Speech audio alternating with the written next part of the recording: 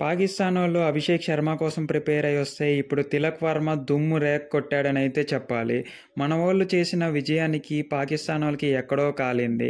Operation సింధూర్లోనే కాదు మ్యాచ్లో కూడా గెలవగలమని చూపించింది ఇండియా. ఫుల్ వీడియో చూడండి, మీకు అప్పుడే అర్థమవుతుంది మ్యాచ్లో ఏం జరిగిందో ఏంటో డీటెయిల్గా చెప్పబోతున్నాను. ఎవరు స్లెడ్జింగ్ చేశారు అండ్ మ్యాచ్ మొత్తం ఎలా సాగిందో కూడా మీకు డీటెయిల్గా ఎక్స్ప్లెయిన్ చేయబోతున్నాను. 21 రన్లకే 3 వికెట్లు పోయి ఇండియా తీవ్ర స్ట్రగుల్ ఫేస్ చేస్తుండగా అప్పుడే తిలక్ వర్మ వచ్చాడు. ప్రతి బాల్ని కాన్సన్ట్రేషన్గా ఆడుతూ అండర్ ప్రెజర్లో కూడా మ్యాచ్ నిలబెట్టారంటే దానికి కారణం తిలక్ వర్మ అనే చెప్పాలి. అభిషేక్ శర్మని తొందరగా కోల్పోవడంతో మన ఇండియా చాలా చిక్కుల్లో పడ్డదని చెప్పుకోవాలి. ఒక్క నిమిషం మ్యాచ్ గురించి పక్కన పెట్టేస్తే నేను చిన్న విషయం చెప్పాలనుకుంటున్నాను. మన ప్లేయర్స్ అందరూ పాకిస్తాన్ యొక్క నేషనల్ యాంథమ్ జరుగుతున్నప్పుడు సైలెంట్గా ఉన్నారు. బట్ మన ఇండియన్ నేషనల్ యాంథమ్ జరుగుతున్నప్పుడు వాళ్ళ ప్లేయర్స్ అందరూ మాట్లాడుతున్నారు. ఎంత డిస్రెస్పెక్ట్ చూపిస్తున్నారు మన వైపున వాళ్ళు. దీన్ని మనం ఎలా తీసుకోవాలి చెప్పండి. మ్యాచ్ గెలిచిన తర్వాత మన వాళ్ళు పాకిస్తాన్ చేతుల మీదుగా ట్రోఫీని తీసుకోవటం నిరాకరించారు. సో ట్రాఫీ లేకుండా మన వాళ్ళు ట్రాఫీ తీసుకున్నట్టు ఫోజులు ఇచ్చారు.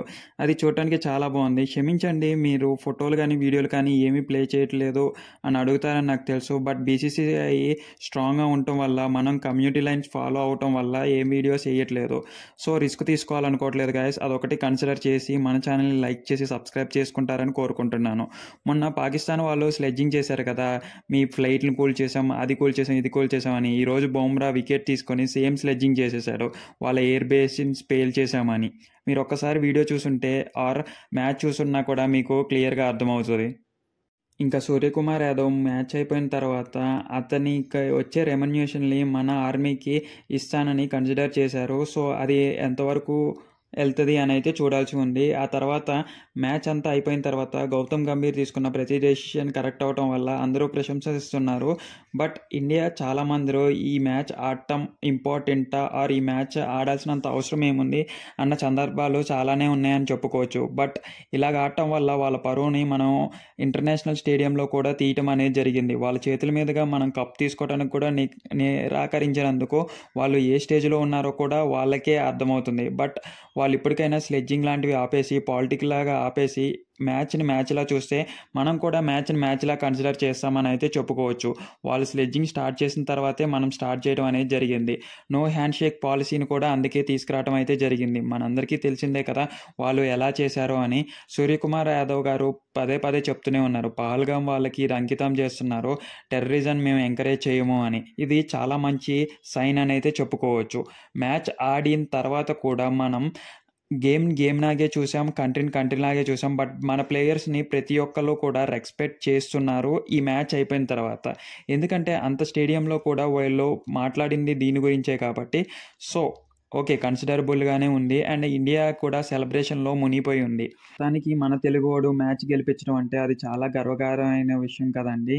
మీరు ఒకళ్ళ మ్యాచ్ చూసున్నా కూడా లేకపోతే ఎందుకు ఇన్నిసార్లు పొగుడుతున్నా అనుకోకపోతే, బట్ నాకు ఆ ప్రతి స్వీప్ షాట్ని ప్రతి బ్యాక్ షాట్ని ఆ ఫోర్స్ రన్స్ చాలా అద్భుతంగా తీశాడని అయితే అనిపించింది. చాలా అద్భుతంగా ఆడారు కాబట్టి మనం ఇంకొక బాల్ ఉండగానే మ్యాచ్ గెలవటం అయితే సాధ్యమైందని అయితే చెప్పుకోవచ్చు. అభిషేక్ శర్మ గురించి ప్రిపేర్ అయ్యి వస్తే పాకిస్తాన్ వాళ్ళు మన తిలక్ వర్మ ఏంటో చూపించాడని అయితే అర్థమవుతుంది. నెక్స్ట్ మ్యాచ్ల్లో అయినా కూడా తిలక్ వర్మని ముందుగా పంపించి ఇలాంటి మ్యాచ్లలో గెలిపించడానికి సహకరిస్తారని అయితే కోరుకుంటున్నాను. అటు నరేంద్ర మోడీ గారు కూడా రాత్రి ట్వీట్ చేయడం అయితే జరిగింది. ఆపరేషన్ సింధూర్తో పాటు మన విజయాన్ని కూడా సెలబ్రేట్ చేసుకుంటున్నారు అని అయితే చెప్పడం జరిగింది. ఈ మ్యాచ్ అంతా ఒక ఎత్తు అయితే పాకిస్తాన్ వాళ్ళకి డిస్రెస్పెక్ట్ అంటే ఏంటో చూపించాం. వాళ్ళు చేసిన దానికి మనం తిప్పికొట్టామని అయితే చెప్పుకోవచ్చు. అసలు హ్యాండ్ షేక్ ఇవ్వకపోవడం కాడ నుంచి మనం డ్రెస్సింగ్ రూమ్లోకి వెళ్ళి తలుపులు వేసుకోవడం వరకు వాళ్ళకి మొత్తం డిస్రెస్పెక్టే జరిగింది. ఇవన్నీ దృష్టిలో పెట్టుకొని ఇంకా ఇండియా జోలికి రారు అని అయితే కన్సిడర్ చేయవచ్చు అని నాకు అనిపిస్తుంది. మీకేమనిపిస్తుందో కామెంట్ రూపంలో చెప్పి మన వాళ్ళు ఇదంతా చేయడం కరెక్టేనో కాదో కూడా చెప్పండి. మన ఛానల్ నచ్చితే లైక్ చేసి సబ్స్క్రైబ్ చేసుకుని కింద హైప్ ఆప్షన్ ప్రెస్ చేస్తారని